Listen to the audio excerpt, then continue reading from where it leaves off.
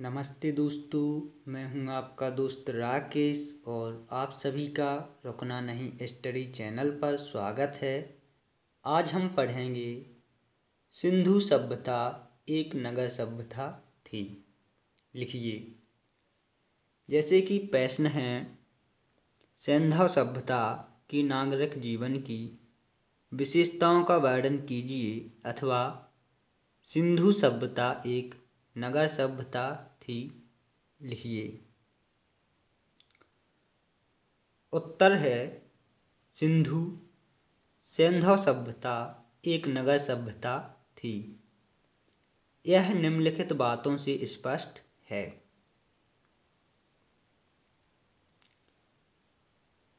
पहली विशेषता है कि इस संस्कृति में नगरों में सड़कों का निर्माण किया गया था।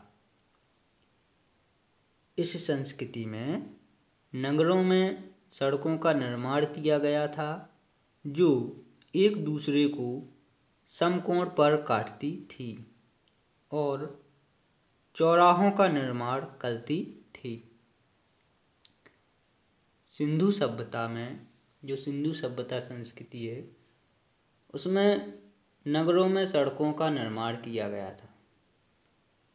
जो सड़कें थीं वह एक दूसरे को समकोण पर काटती थीं और चौराहों का निर्माण करती थीं। सिंधु सभ्यता में जो नगर थे उसमें नगरों में सड़कों का निर्माण किया गया था और सड़कें एक दूसरे को समकोण पर काटती थीं और चौराहों का निर्माण करती थीं।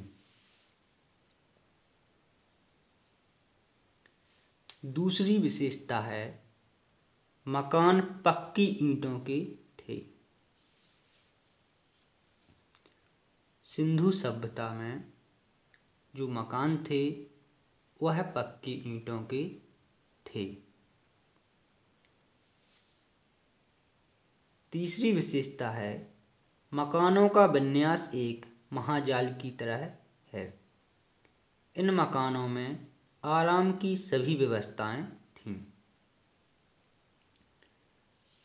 सिंधु संस्कृति में जो सिंधु सभ्यता है उसमें जो मकान थे वह पक्की ईंटों के थे और मकानों का विन्यास एक महाजाल की तरह है और इन मकानों में आराम की सभी व्यवस्थाएं थीं।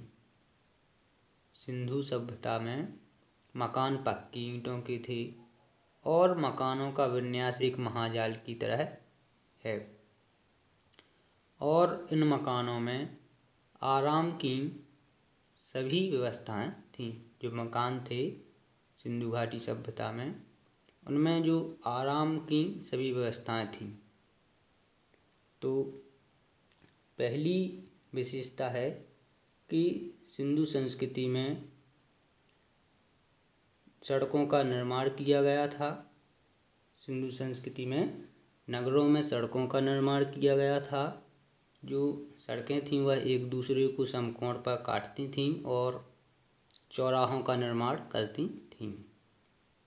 दूसरी विशेषता है मकान पक्की ईंटों के थे और तीसरी विशेषता है मकानों का विन्यास एक महाजाल की तरह है और इन मकानों में आराम की सभी व्यवस्थाएं थीं।